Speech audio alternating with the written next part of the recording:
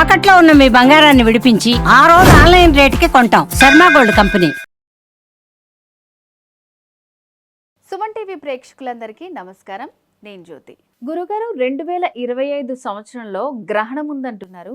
అది ఎటువంటి గ్రహణము, అది ఎక్కడ ఏర్పడబోతోంది, ఆ గ్రహణం వల్ల మానవాళికి ఏదైనా ప్రమాదం ఉంటుందా, ఒకవేళ గ్రహణం వస్తే చాలా పరిణామాలు చేసుకోవాలి మనం అని అంటూ ఉంటారు.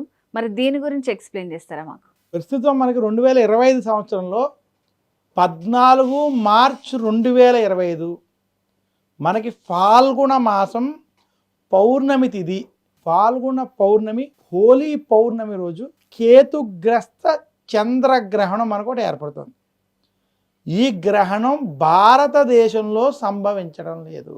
ఈ గ్రహణం కన్యా రాశిలో చంద్రుడు ఉత్తరా ఫాల్గుణీ నక్షత్రానికి ఫాల్గుణ మాసంలో దగ్గరగా ఉండడం చేత ఉత్తరా ఫాల్గుణీ నక్షత్రంలో ఈ గ్రహణం ఏర్పడడం చేత ఈ గ్రహణం భారతదేశంలో సంభవించకపోవడం, ఈ గ్రహణం అమెరికాలో, నార్త్ అమెరికా, సౌత్ అమెరికా, కొంత ఐరోపా వంటి దేశాల్లో, అట్లాంటిక్ సముద్రం వంటి ప్రాంతాల్లో ఈ గ్రహణం సంభవిస్తుంది, కనపడుతుంది.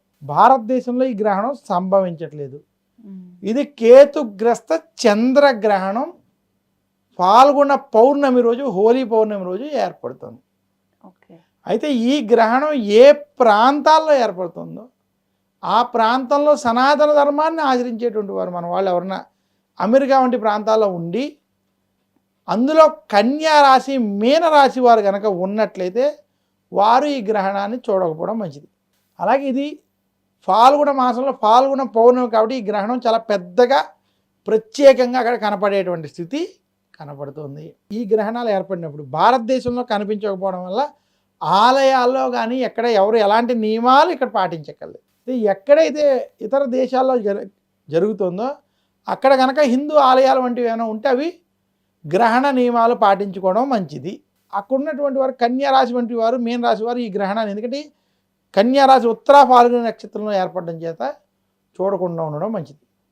ఈ గ్రహణం ఏ ప్రాంతాలలో కనిపిస్తుందో ముఖ్యంగా ఐరోపా దేశాలు, అమెరికా దేశం, కొంత అరబ్ కంట్రీలకు కూడా ఇది కనబడేటువంటి స్థితి ఉంది. కాబట్టి ఏ దేశాల్లో ఈ గ్రహణం సంభవిస్తుందో ఆ గ్రహణం సంభవించేటువంటి సమయానికి ఆ గ్రహణం ఉన్న లగ్నం నుంచి 7వ స్థానంలో 3 గ్రహాలు మీనరాశిలో ఉండడం, శుక్రుడు, రాహు వంటి గ్రహాలు, రవి వంటి గ్రహాలు మీనరాశిలో ఉండడం చేత ఈ గ్రహణం సంభవించేటువంటి సమయంలో కొన్ని దేశాలకి అరిష్టం వంటివి ఇబ్బందులు ఉన్నాయి.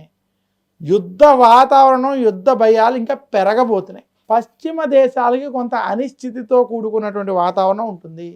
ఆర్థిక పరంగా ఇబ్బందులు, అక్కడ పనిచేసే ఉద్యోగస్తులకి సమస్యలు కూడా ఏర్పడవచ్చు. అందువల్ల ఈ గ్రహణ ప్రభావంతో మిగతా దేశాల్లో జాగ్రత్తగా ఉండాలి. ఈ గ్రహణ ప్రభావం వల్ల సముద్రాల్లో, పెసిఫిక్ సముద్రం వంటి సముద్రాలలో కావచ్చు, కొన్ని పర్వత ప్రాంతాలలో భూకంపం వంటివి ఇబ్బందులతో కూడుకున్నటువంటి వాతావరణం ఉండొచ్చని చిలకమర్తి పంచాంగరీత్యా తెలియజేస్తున్నాను.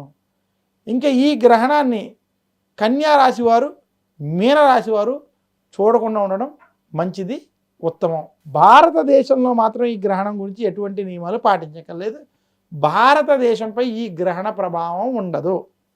భారతదేశంలో 2025లో సెప్టెంబర్లో మనకి గ్రహణం ఉంది.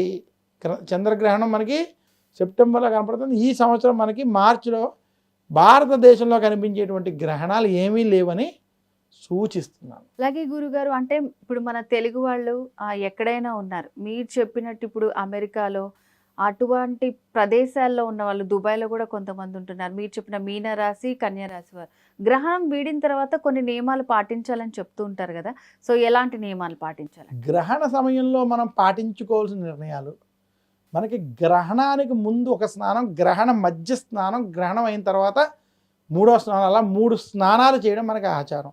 గ్రహణం అయిన తర్వాత ఇంటిని మొత్తం కూడా శుభ్రపరచుకోవాలి.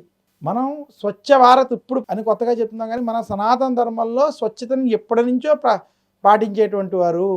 ఎత్ర స్వచ్ఛ తత్ర లక్ష్మి అంది శాస్త్రం. అటువంటి గ్రహణాల సమయం అయిన తర్వాత ఇంటిని శుభ్రపరచుకోవడం, ముఖ్యంగా అందరూ తలస్నానం వంటివి చేయాలి. అలాగే గ్రహణం అయిన తర్వాత గ్రహణ సమయంలో ముఖ్యంగా ధ్యానం వంటివి చేసుకోవడం, రాహుకి కేతువుకి దుర్గాదేవికి సుబ్రహ్మణ్యుడికి జపాల వంటివి చేసుకోవడం వల్ల శుభ ఫలితాలు కలుగుతాయి. ఆధ్యాత్మిక సాధకులకి గ్రహణం ఒక అద్భుతమైన అవకాశం. గ్రహణ సమయంలో చేసేటువంటి సాధనకి చాలా విశేషమైన ఫలితం ఉంటుంది. ఇవన్నీ గ్రహణ సమయంలో ఆచరించవలసినటువంటి నియమాలు. ఈ రకంగా ఆచరించడం చేత కొంత శుభ ఫలితాలు కలుగుతాయి. చంద్రగ్రహణం అయితే వెండి వంటివి దానం చేయడం, సూర్యగ్రహణం అయితే బంగారం వంటివి దానం చేయడం చేసుకోవడం మంచిది. ఓకే గురుగారు, 2025 సంవత్సరంలో ఈ గ్రహణం మార్చిలో ఎప్పుడు ఎక్కడ ఏర్పడుతుంది, ఏ ఏ రాశుల వారికి ఎలాంటి ఫలితాలు ఉన్నాయి, వాళ్ళు ఎటువంటి పరిహారాలు చేసుకోవాలని చాలా చక్కగా తెలియజేశారు. ధన్యవాదాలు. నమస్కారం అమ్మా.